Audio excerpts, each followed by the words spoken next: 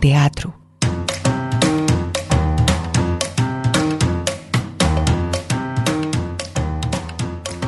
Bienvenida Marcela a la HJCK.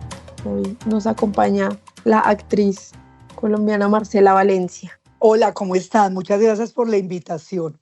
Marcela, yo llego a esta conversación acabando de ver Yo no estoy loca. Salí muy sorprendida y también con muchas preguntas de ahí. Pues quisiera preguntarte por la técnica, por la preparación de esta obra y de este monólogo. ¿Cómo es tener al público ahí enganchado durante el tiempo que transcurre esta obra? Bueno, primero yo creo que el Teatro Petra y sobre todo Fabio Rubiano, que es nuestro director y dramaturgo, es una persona, digamos, muy de insistir, de insistir, de insistir, de no dejar, ay, no dejemos eso así, no. Y entonces ensayamos mucho Yo no estoy loca, mucho, mucho, sobre todo porque si la viste, esto va a un ritmo un poco acelerado. Sí. Yo hago cambio, digamos, como de estatus en los personajes y cuento varias historias y voy y me devuelvo y narro en presente o narro en pasado o narro en futuro. Entonces, nos requirió de muchos, muchos ensayos. Y ya hacerlo a mí me exige uno de mucha concentración y pues es una cosa que me sigue generando muchos nervios porque es que cuando uno está en grupo en el escenario, si a uno le pasa algo, se le va un texto, se le olvida, siempre hay un compañero que está ahí atento. Sí, Ujú. generalmente no es que a uno se le olviden los textos, pero pasa. Pero cuando yo estoy acá, pues yo estoy sola.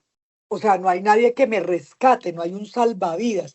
Entonces eso, pues es tensionante, pero también a la vez emocionante, porque también es de las pocas obras donde el público empezó a hablar. Yo empecé a Sí. interactuar con el público, pero porque el público, cuando yo la estrené, Yo no estoy loca, ya va a completar 200 funciones. Uf. Entonces, cuando yo la estrené, a mí me fue la primera que me sorprendió porque el público se empezó a meter y se empezó a adelantar o a decir cosas. Entonces, también yo interactúo con el público y volver a seguir el ritmo, ¿no? Que no se me vaya a perder. ¿Y cómo ha evolucionado también esa interacción con el público? ¿Cómo escogerle el ritmo, como dices, a interactuar y no perder el hilo? Sí, precisamente yo lo empecé a involucrar y también en cada función depende, porque habrá funciones donde el público es menos participativo y o participa en otras cosas que yo no estoy, entonces estoy como atenta. Yo no sé si eso es como algo que uno empieza a crear y a desarrollar en el escenario intuitivamente de estar atento al público, ¿no? Obviamente seguir con lo que le toca hacer a uno, que es seguir actuando. Y Entonces es también, como una escucha ahí del actor con, pues, con el público que está enfrente. y pues ahí de una entremos al tema de la obra, y pues es un tema de género, es una reflexión sobre cómo lo normal es casi que estar censurado un poco, y más en la postura de una mujer. ¿Cómo fue estudiar y adaptar ese papel de Cielo?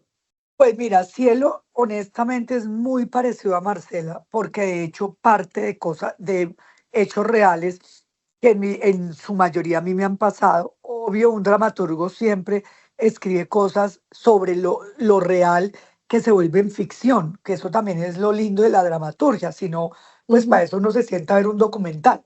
Entonces, Fabio me dijo, ¿usted de qué quiere hablar? Y yo le dije, yo estoy cansada de que en mi país a unas mujeres o a la mayoría por no seguir las reglas, por no estar de acuerdo, por no casarnos. A mí desde chiquita siempre, ¿usted se quiere casar? No. ¿Quiere tener hijos? No. Pero usted está loca.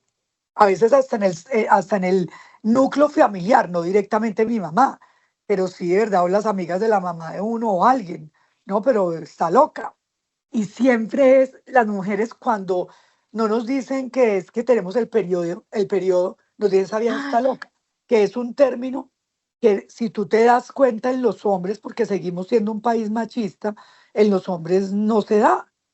A los hombres ujú. no todo el tiempo por cosas le están diciendo el loco. Es como si es normal que el hombre no esté de acuerdo, es normal que el hombre pueda alzar la voz, es normal que el hombre, si no está de acuerdo, hable un poquito más alto. Entonces, todavía me sigue pasando. Yo creo que a las mujeres todas en Bogotá nos pasa. unas cosas absurdas por el simple hecho de que seamos mujeres. Y entonces nace Yo no estoy loca. Ahora, nunca es una obra contra los hombres. No nos interesa Ujú. irnos contra los hombres. De hecho, hablamos de la infidelidad y la infidelidad desde la parte de la mujer también. ¿Cierto? Ahí se plantea que tanto el esposo de ella le fue infiel, pero ella también le fue infiel. Claro, y no es como que es que los hombres nos dicen locas, sí pasa, pero las mujeres también entre nosotras. Como, Sí, sí, tienes toda la razón, entre nosotras, y que tampoco yo creo, pues yo no estoy loca, no es para, no es un manifiesto contra los hombres y pobres las mujeres, no, no. De hecho, yo creo que las parejas que van, por lo menos en la primera fila, yo veía muchos hombres y estaban divertidísimos y muertos de la risa, porque no es, la intención nunca fue esa.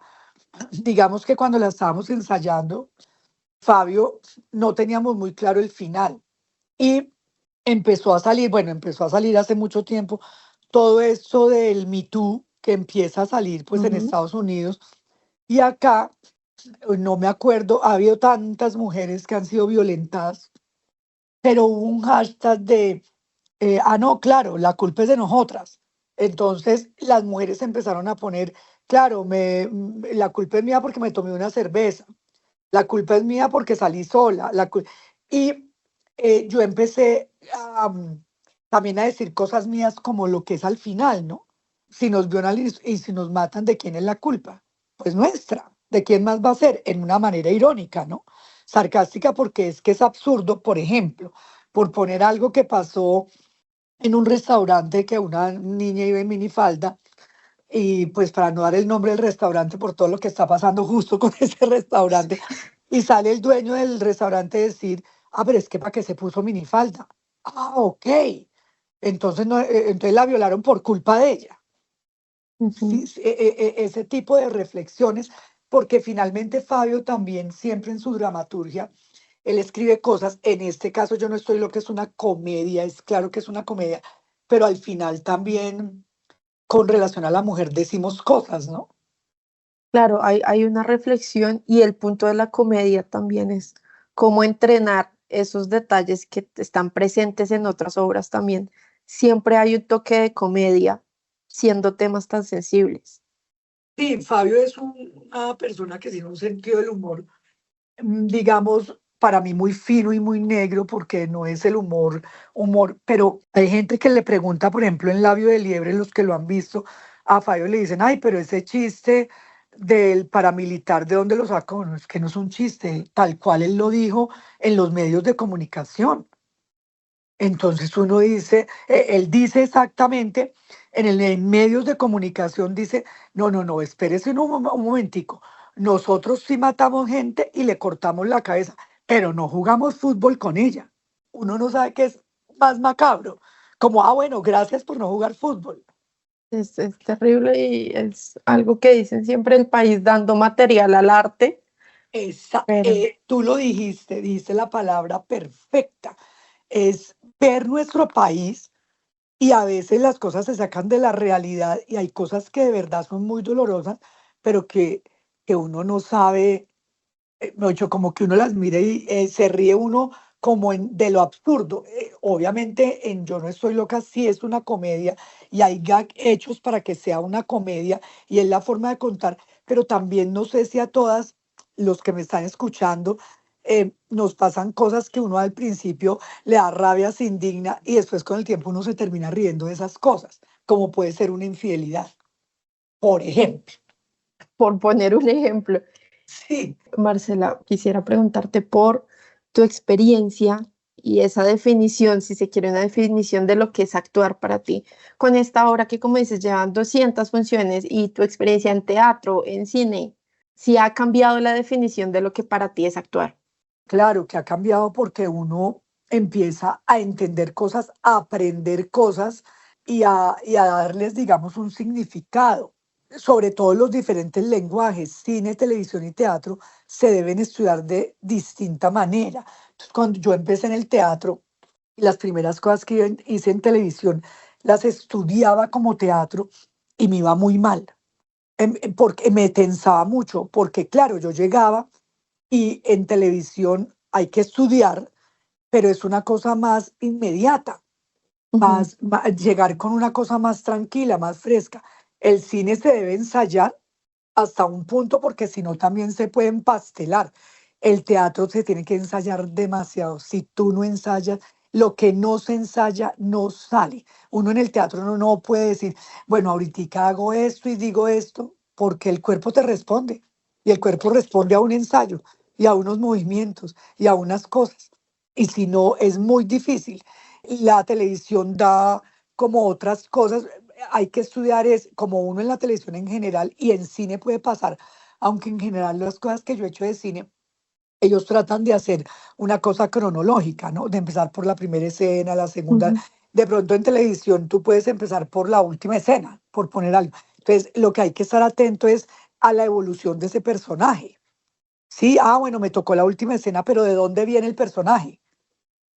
¿Qué le pasó antes?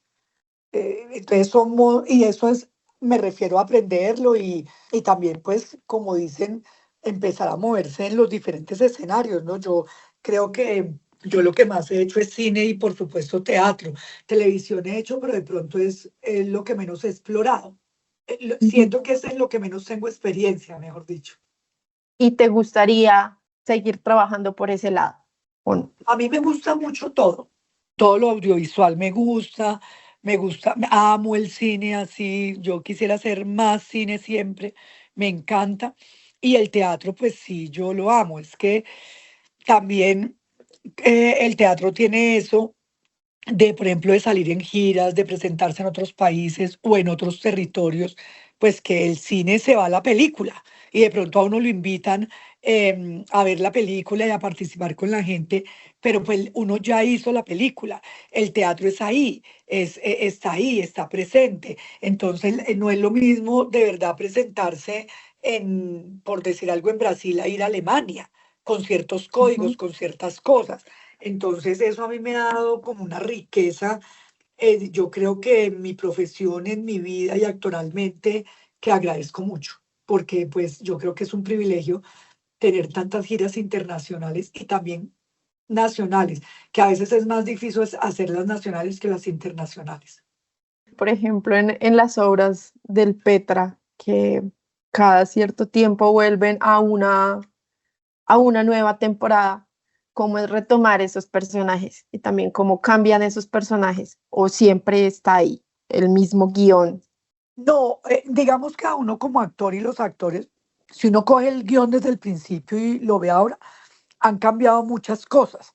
Ujú, Sí, porque uno improvisa, el personaje entiende otras cosas, nace, pero sí se mantiene como una estructura. No es que uno diga, ay, no, es que esto era otra obra. No, no, puede haber sí cosas nuevas. Yo personalmente, por ejemplo, una obra como Labio, que va a cumplir el otro año 10 años ya, ujú. yo la sigo haciendo con las mismas ganas y siempre descubro cosas diferentes de este personaje y eso es lo que a mí me gusta, lo que a mí me parece chévere. Y la mayoría de las obras yo sigo, así sea incluso a nivel de vestuario, sigo alimentándolos y a veces poniendo cosas o proponiendo cosas. Y también cómo son esas propuestas y esos cambios con los compañeros, con los, además de la dirección, por ejemplo, de Fabio, con los otros actores, o cuando hay cambio de elenco de algún personaje. No, nosotros, por ejemplo, en Labio tenemos casi que doble elenco. Ujú, Entonces, no, yo creo que es que uno sí se empieza a acostumbrar a eso. Ah, porque pues ya quisiera uno poderle ofrecer a un actor un sueldo poderoso para decirle usted no hace nada más sino esto. Pero es imposible. Entonces, afortunadamente los actores se mueven, entonces de pronto están en una obra y los llamaron para una película o los llamaron para una serie. Y como dicen, Coca-Cola mata tinto. Entonces, pues se van. Y uno como, y nosotros entendemos eso desde el Petra, uno como les dice, oiga, no, yo creo que yo, Marcela, tal vez porque tengo un proyecto con Fabio, una casa teatral, yo creo que yo soy de las pocas actrices que no me he ido, que he ujú. dejado de hacer cosas porque hay una gira o porque estoy a punto de estrenar o porque hay un proyecto.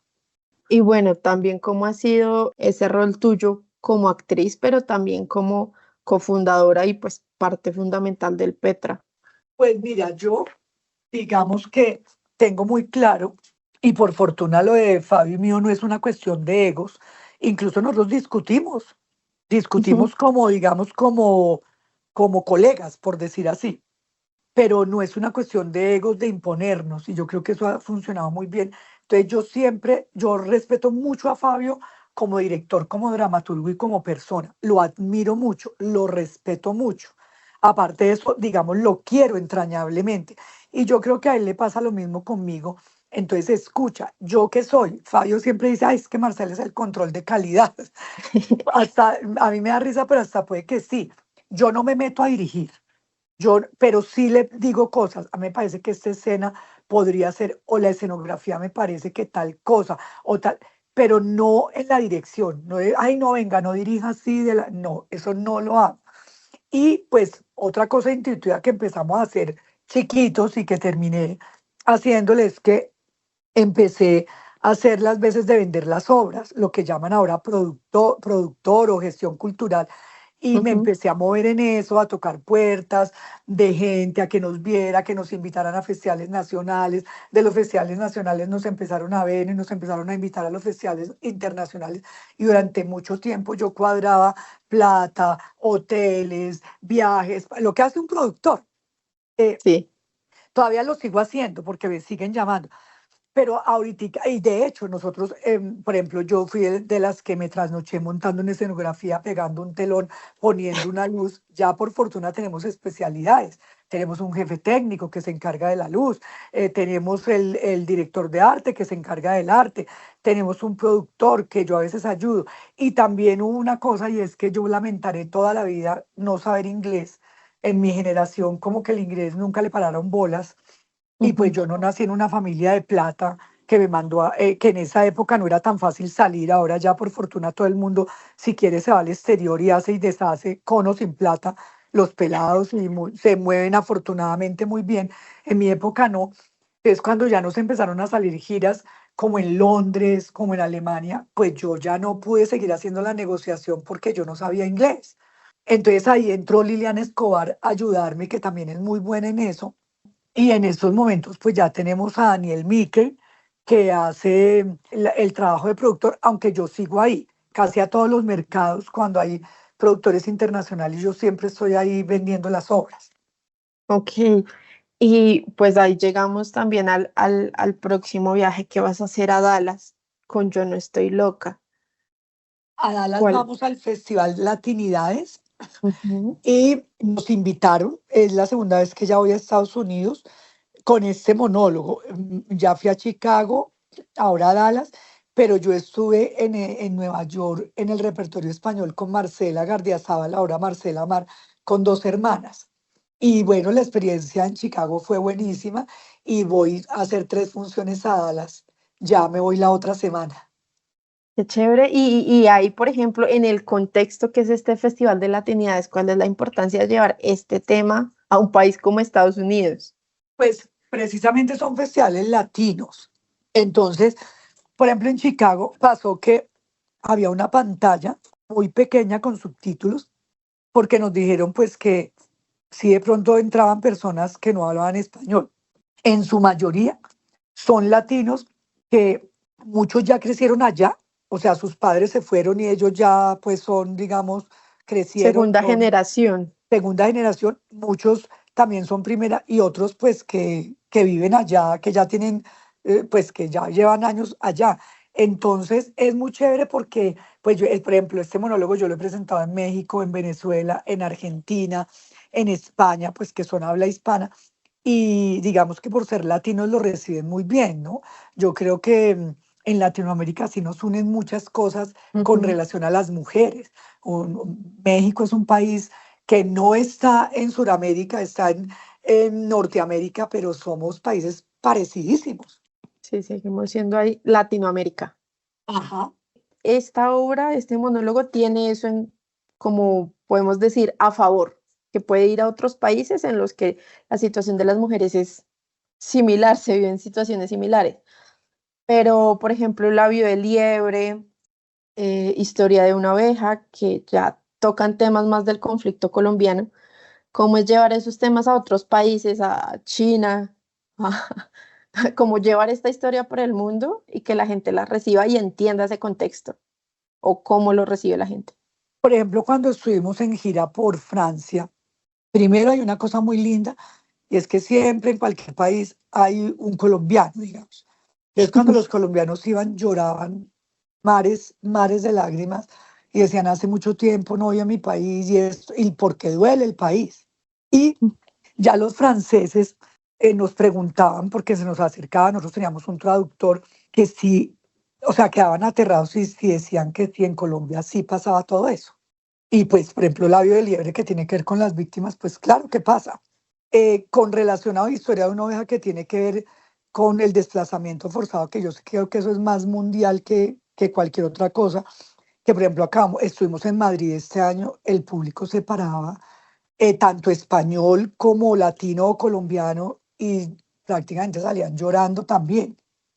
En China fuimos con una banda sonora, que es una Ujú. familia que es, la guerra siempre nos la muestran, digamos, o lo que uno ve es que pasa desde afuera, pero esta es una familia que está en una casa y afuera hay una guerra que puede ser una guerra de cualquier cosa.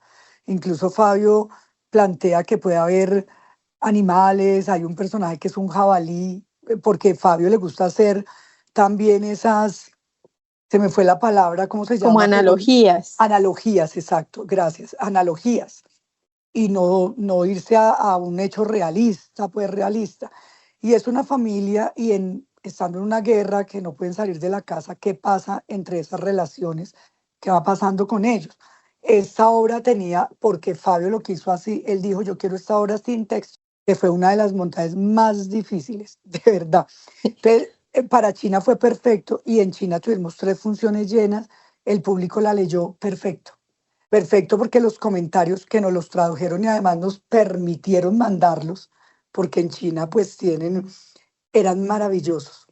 Entonces, siempre pero nosotros también nos hemos presentado en Alemania, en países que no son de habla hispana y hasta ahorita las obras nuestras las han recibido muy bien. Acabamos de estar en Brasil, por ejemplo, que es Ujú. Latinoamérica, pero pues que no hablan español con Historia de una oveja y nos fue muy bien. Sobre una banda sonora, quisiera profundizar un poquito ahí en cómo fue ese montaje. No, esto es un montaje que a mí me sacó canas, que casi no tengo afortunadamente porque pues el actor está acostumbrado a tener la palabra, ¿no?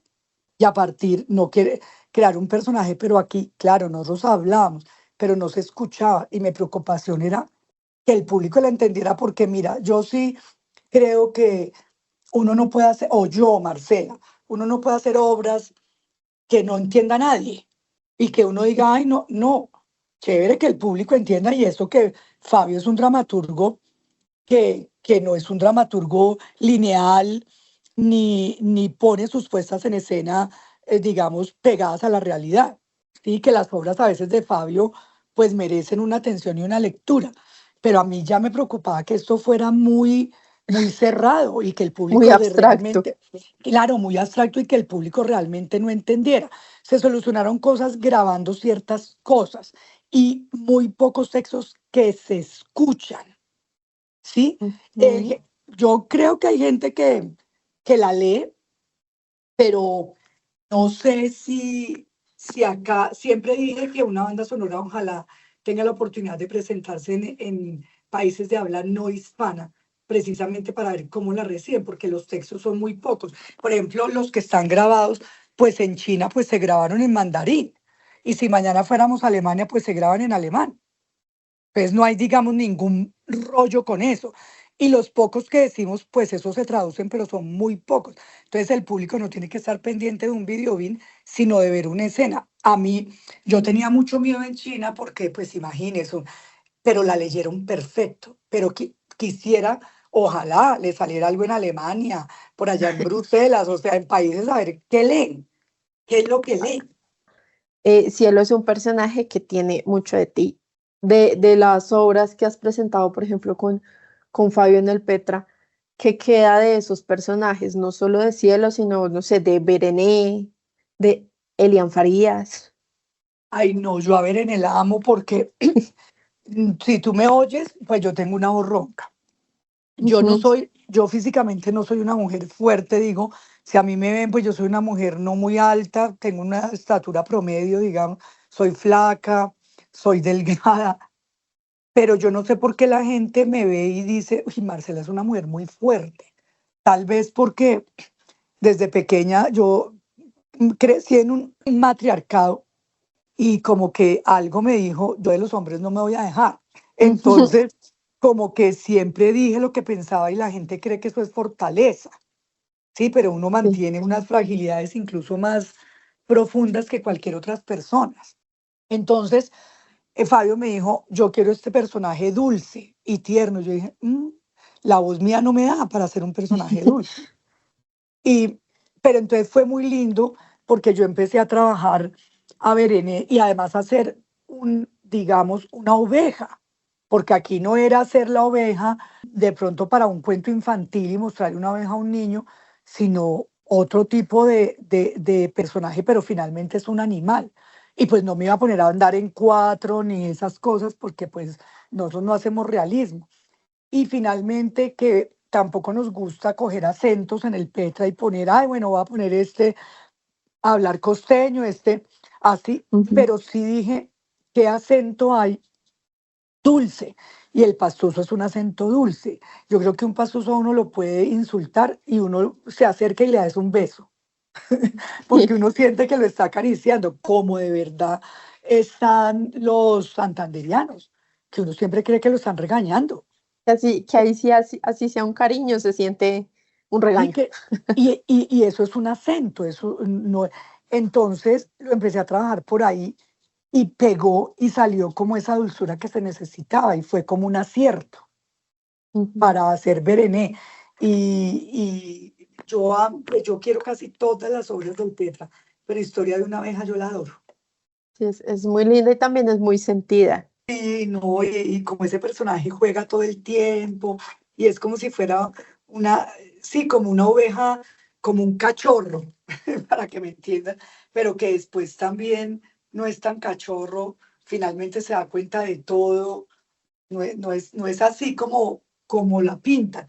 Y esas son las cosas que hace Fabio como dramaturgo, ¿no? Que él siempre pone unas cosas y después voltea, voltea las cosas. Claro, acá estamos hablando de, sí, del conflicto, pero también de la inocencia y es una oveja, pero en mi caso, por ejemplo, uno también lo asocia con los niños, como con esa visión. Y cuando la gente Sí, a veces también subestima, como, no, no, no, los niños, tranquilo que no se dan cuenta. Tal cual lo que tú dices, ay, ese no sea, y sobre todo lo más los niños de ahora, los Sí, niños de ahora de verdad se dan cuenta de todo. Y en este caso, pues, claro, obviamente esa es la belleza del teatro, ¿no? Y la sí. gente se convence de que ella es una oveja. Y ese es los códigos y el lenguaje y que uno genera con el espectador y el espectador entra en el juego. Sí, y bueno, en ese diálogo también con el público, ahorita no sé si es más receptivo el público, pero quisiera que nos contaras de las primeras veces que presentaron Labio de Liebre, por ejemplo, Labio de al liebre. público de ahorita, ¿cómo cambia? No, Labio de Liebre siempre fue. Hay obras que, digamos, empiezan a coger vuelo o empiezan a llamar, pero Labio de Liebre desde que empezó, digamos, como dice la gente, la rompió. O Ujú. sea, se sigue llenando las temporadas desde el primer día. La gente sale llorando literalmente. Inmediatamente se termina la obra, se paran de pie, como si uno les pusiera un alfiler y se pararan. El público sigue conectándose profundamente con Labio. Al final de las obras, en ese momento de ovación, ¿qué pasa por tu mente? No, yo siento mucha emoción porque es como hemos logrado el objetivo de que esto que estamos haciendo, el público lo está leyendo y lo está entendiendo y se está metiendo en este viaje. No por el hecho de que lloren, por ejemplo, en Labio, Ujú. porque también podemos hablar de yo no estoy loca, el hecho de que se rían. y que disfruten lo que uno está haciendo. Entonces yo creo que para mí es la palabra disfrute. El disfrute no tiene que ver con que yo me esté riendo. Yo puedo disfrutar profundamente algo así esté llorando. Digo Eso. de disfrute de arte. Yo he llorado en películas y salgo feliz de haber visto esa película, así me haya arrugado el corazón. A eso me refiero. Entonces, pues yo creo que terminar eso, que un público se pare, que salga además y hablen y digan cosas. Y eso a mí me parece muy emocionante porque uno sabe que en esa persona algo pasó. Y el antes también está, como el antes de la obra, como son esos minutos, esa media hora, una hora antes de la obra. Pues mira, la verdad, yo creo que uno con el tiempo en teatro también digamos, tiene una manera de ya saber cada actor qué necesita para salir al escenario y no es necesariamente estar una hora calentando, ya sea cuerpo y voz. Yo en lo Ujú. personal sí caliento más o menos cada como media hora antes voz, porque yo tengo una cosa, digamos, congénita de nacimiento, la ronquera, entonces me toca calentar muy bien la voz y evitar, digamos, como, sí, como cansarla. Esa es la palabra. Pero hay otros que calientan cuerpo, hay otros que de pronto entran en un silencio 5 minutos antes, pero en general en el Petra, antes de las obras siempre estamos riéndonos y mamando gallo. Siempre hay un chiste, siempre estamos como como en eso, mamando gallo. Ok, porque hay algo, por lo menos como espectadora, que se percibe como si fuera un ritual, como que igual tiene su mística esta situación de ir al teatro, cómo te preparas para ir como espectador. Entonces también cómo es ese ritual, si se quiere, de los actores. Me da Pues curiosidad. lo que yo te digo, o sea, yo hablo por el Petra, no Ujú. sé otros grupos, pero pues a nosotros Fabio como director nos deja muy libres. Él no dice, ay, bueno, tal, no, y lo que siempre hacemos, generalmente en las obras es que el público de pronto no lo sabe, es abrazarnos, ya sea cada uno con otro o hacemos un círculo y nos decimos mierda, mierda, mucha mierda. ¿Por qué nos decimos eso? Porque hace muchos años, cuando no existían los carros y la gente llegaba en las carrozas con caballos, significaba que, y los caballos pues esperan allá a las personas y pues ahí hacen sus necesidades, entre esas popó. Entonces, cuando los caballos ya se iban y si había mucha mierda, era porque había llegado mucha gente y el espectáculo había sido un éxito. De ahí viene eso. Entonces, por Ay, eso, claro, por eso los actores dicen, nos decimos mucha mierda. Si alguien fuera de contexto no sabe, dicen, oiga, pero ¿cómo así? Porque si yo te digo a ti, hay mucha mierda, pues es, digamos, como un insulto, ¿sí? sí. Y resulta que eso es lo mismo. Hay muchos que dicen, en su mayoría nos deseamos mucha mierda. Y hay otros que dicen, rómpete una pata. Ujú. ¿Y Y ese de eso dónde es viene? el de rómpete una pata. Yo la verdad sí no sé, no lo he investigado, pero el de la mierda de verdad es muy lindo. Tiene que ver con eso. Mucha mierda. Entonces, que te deseo mucha mierda, o sea, que haya mucha mierda, que haya mucho público, que te vaya muy bien, que la obra sea maravillosa. Ay, qué bonito eso, porque sí, uno a veces ve en redes sociales o en las películas ese tipo de expresiones y uno dice, listos, se entiende el contexto de que es suerte, pero no de dónde viene. Sí, sí, no, pero no creas, a mí alguien también me preguntaba un día que vio en Twitter algo que con relación hace poquito a perderse la obra que estrenamos sobre la vorágine con el Centro Nacional de las Artes, que alguien puso Ujú. mucha mierda para @Marcela Renzi Fabio y me dijo, ya habíamos hecho como una función o una cosa así. Me dijo, oye, te les fue mal. Le dije, ¿por qué me lo dice? Me dijo, porque alguien te dijo que mucha mierda, como pensando que, uy, esa obra es mucha mierda. Sí. Entonces a mí me dio mucha risa y me mandó la foto del tuyo y yo le dije, no, no, les expliqué y me decía, ay, pero usted es tan bonito, eso lo deberían explicar en Twitter porque la gente no entiende. Yo cuando lo vi, yo dije, ay, yo como que me preocupé y dije, ay, no, ¿qué pasó con el Petra? Claro, y además en Twitter puede ser un poco hostil. No, Pues, Twitter es el campo de batalla. Si tú, Twitter es un campo de batalla, pero pues bueno, para los que nos van a escuchar o nos están escuchando, pues esa es la historia. Entonces, si la calle o las calles quedaban inundadas de mierda, porque las carrozas se habían ido y los caballos, es porque llegó mucha gente, muchas carrozas, muchos caballos. O sea, fue una obra que tuvo muy buena aventura, que le fue muy bien. esto me hizo pensar en qué otras obras ves, si has ido a otras obras de grupos acá, Claro, a mí me encanta ver que has teatro. visto Yo por ahí antes, últimamente. no, es que imagínate que antes de tener la casa Petra, porque no, cuando uno no tiene casa, pues uno hace temporadas 5 semanas, 2 veces al año por mucho. Yo iba a ver todo. Ahora con la casa Petra, tengo que decir, mire, me siento afortunada porque yo de 11 meses que están abiertos los teatros, 10 meses estoy en temporada. O sea, cuando yo no estoy en temporada en Bogotá es porque estoy en otra ciudad o en otro país haciendo funciones. Y si no, estamos ensayando, que a veces, muchas veces los ensayos también los alternamos con funciones. Por ejemplo, yo ahorita que estoy ensayando la JEP, un proyecto que estrenamos el 10 para la JEP, todo este conflicto, bueno, terrible en nuestro país, pero estoy por las noches en Yo no estoy loca. Eso me parece maravilloso porque yo siempre soñaba y yo decía, oiga, ¿qué será ser un actor de la BBC de Londres o de allá de los grupos de Londres que pues que duran en temporada un año, 2, 3 años con una obra? Porque pues yo no, y a mí se me dio. Entonces, y a veces es una fantasía porque, por ejemplo, nosotros en Brasil estuvimos o sea, hicimos en Bogotá Perderse. Nos fuimos para Brasil, hicimos Historia de una oveja.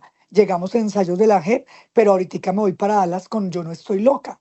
Entonces, a veces saltamos de una obra acá en Bogotá a otra porque fuimos a otro país, a otra, y eso a mí me ha parecido muy emocionante, pero ¿qué me ha impedido? Volver a teatro Mm, porque no puedo. Cuando estoy en Bogotá, estoy en temporada de miércoles a sábado, escasamente puedo ver lo que hay los domingos, que no es la mayoría de teatros. Y cuando no, no estoy en el país. Y me he perdido de muchas cosas porque a mí sí me gusta ver teatro y me gusta ver a los colegas y me encanta ver actores en el teatro porque yo cuando veo un buen actor, una gran actriz, le aprendo como un berraco y entonces lo miro y me deleito a veces incluso me pierdo en la actuación de alguien y tengo que volver a ver la obra porque me encarreté con la actuación. sí, sí, sí, pero Y a sí, mí sí me esa gusta. agenda, Sí, no, esa es agenda una está agenda complicada. que yo agradezco, me siento muy privilegiada porque yo sé que ser actor, digamos, dedicarse a teatro, no es fácil y no a Ujú. todo el mundo le pasa.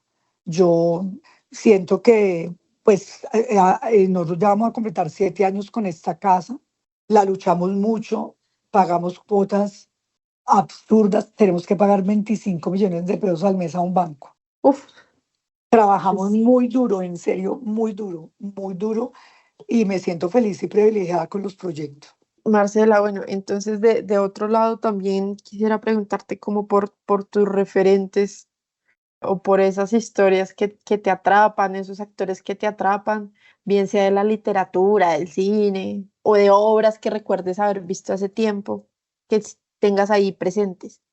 Mira que yo nunca he sido una mujer que yo diga, voy a poner un ejemplo, no es que para mí el mejor actor es Marlon Brando, por poner un Ujú. ejemplo, o es que yo sigo a tal actriz, no, a mí me gustan muchos.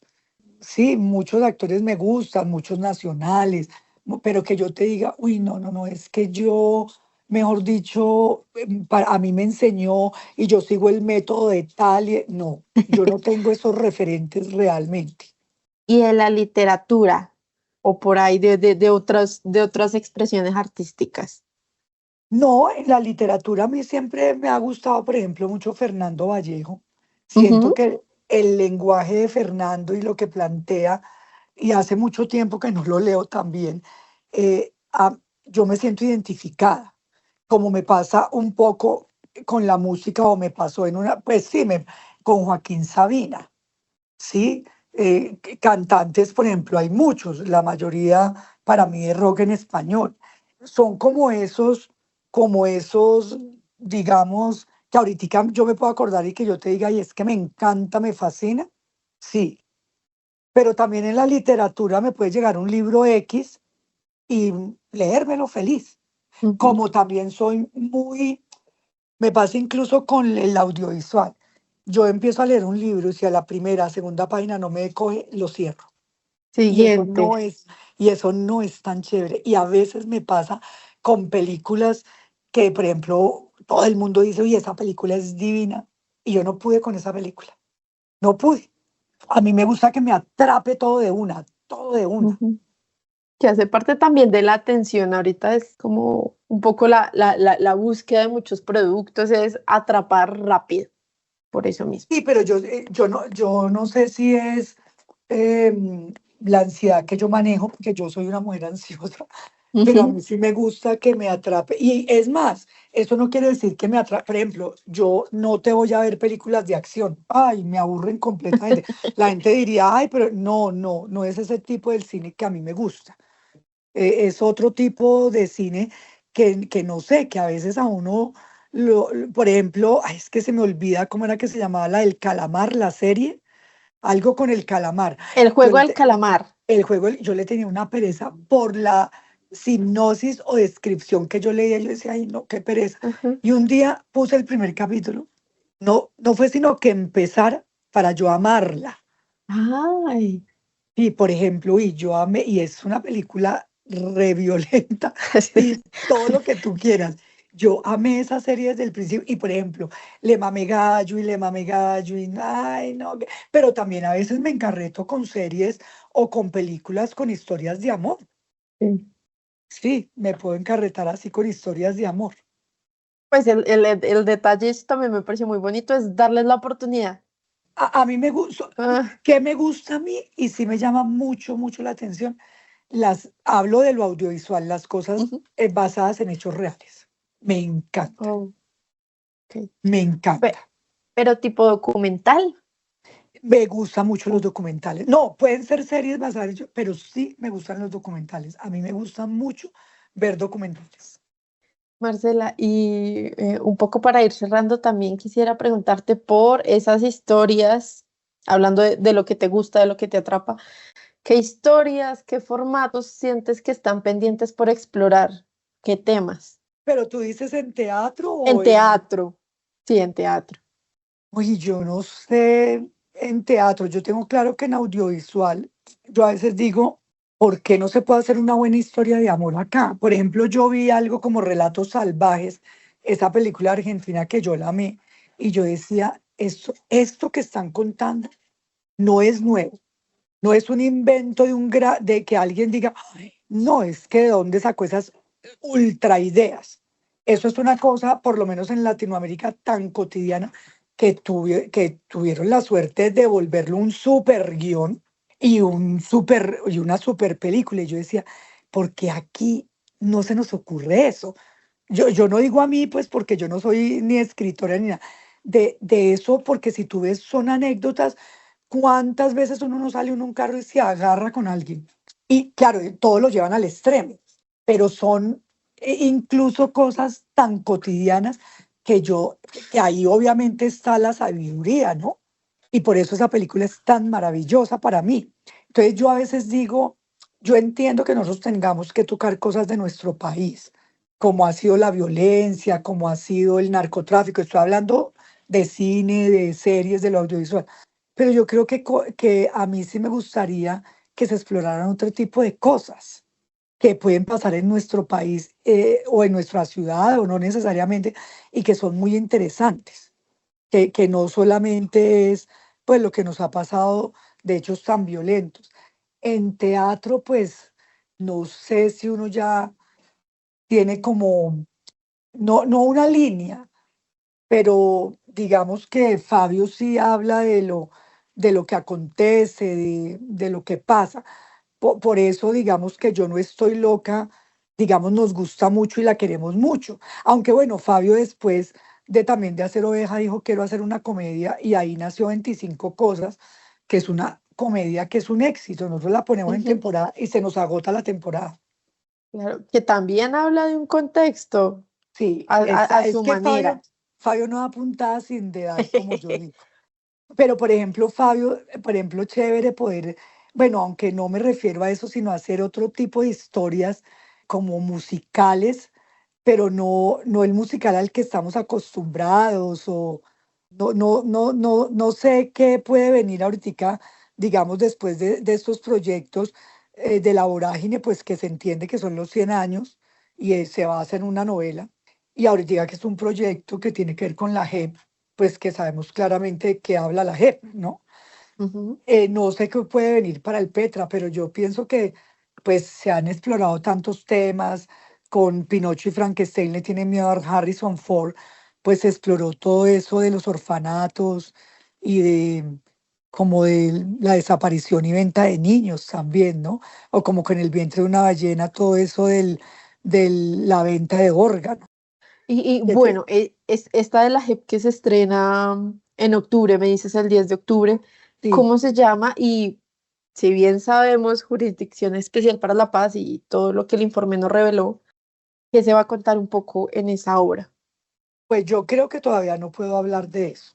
Sé que se va a llamar mantener el juicio, Ok. pero pues obviamente es, yo creo que independiente de eso, eso es un concepto, no estoy hablando de la obra, pues yo creo que es de verdad la importancia de lo que esto cobra, la importancia de poder reparar a las víctimas, la importancia de no generar odios, de poder reconstruir un tejido social tan dañado. Porque hablemos de Romeo y Julieta. Si se matan una familia con otras y entonces tú me mataste a uno y yo te mato a otro y después tú me matas, pues toda la vida seguimos así y así. Pero si reconstruimos un tejido social, si reparamos, no hablamos de perdonar, sino de reparar, Ujú. en un país que lo necesita tanto y en un país donde yo siempre he dicho, Dios mío, si yo fuera una mamá, una esposa, una hermana, y yo no sé dónde está mi hijo, mi esposo, yo lo único que quiero es saber qué pasó y dónde está. Sí, yo creo Sí. que es lo mínimo. Entonces yo creo que la Jurisdicción Especial para la Paz juega ese papel, pero sigue habiendo negacionistas o Bastante. de pronto gente que no sabe cómo acceder a esas cosas. Y a mí me aterra a los negacionistas. Es como negar que en Colombia no hay desaparecidos y que en Colombia no hay una guerra y no hay unas cosas muy duras. Entonces, pero aquí lo bueno no es poner, mejor dicho, no es poner a las víctimas como un poco labio libre, ay, pobrecita yo. No se trata de eso. Y también, y no se trata de hablar solamente de la parte de los militares, también está la guerrilla que le ha hecho un daño profundo a nuestro país. Mire, por ejemplo, todavía el ELN hoy en día. Como yo tomo las palabras de Félix de Bedut, no sé si las diga exactamente igual. Eso es un grupo al servicio del narcotráfico. Eso no es Ujú. una guerrilla al servicio de un pueblo. Sí, no, Sí, eso ya, es un mito, sí, ya casi que es un mito exacto. fundacional. Y le han hecho mucho daño y también tienen desapariciones forzosas y todo y tienen que eh, reparar a las víctimas.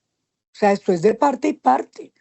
Para mí en Colombia el peor flagelo es el narcotráfico porque permea todas las esferas y hay tanta plata que son sin asco que van matando familias.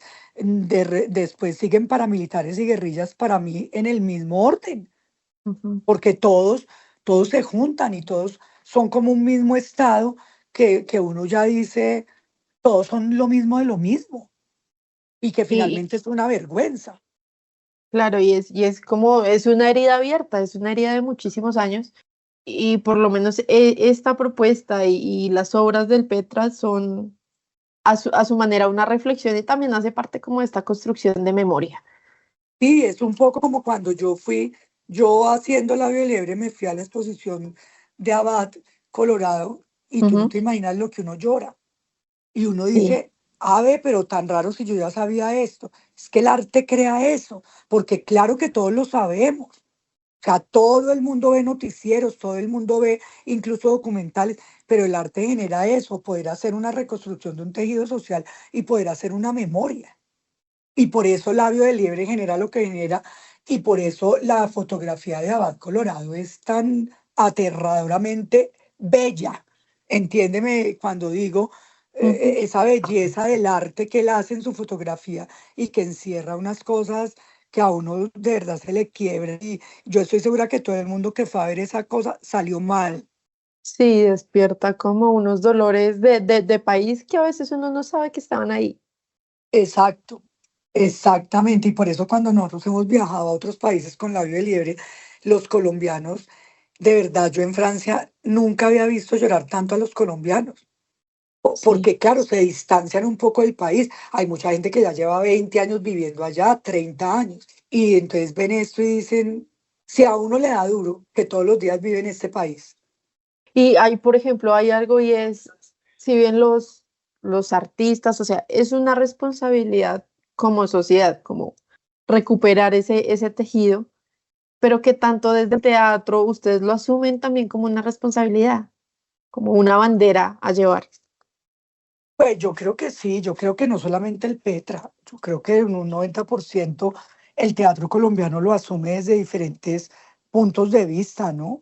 Y hablan de los temas, ya sea de una historia en particular o un poco más en general, pero eso yo creo que lo estamos viendo en mucho, de hecho también en exposiciones, sí, no solamente el teatro, en muchos artistas plásticos, en ciertas personas en la música, como puede ser Residente, bueno, muchas otras personas empiezan a hablar de eso y pues la música, el arte, el artista plástico, el fotógrafo, bueno, el cine y los artistas de teatro, pues contribuimos a todo eso. Yo sí creo y que eso es la importancia también del teatro, porque pues siempre hay gente como con una conciencia social vista desde otro punto de vista.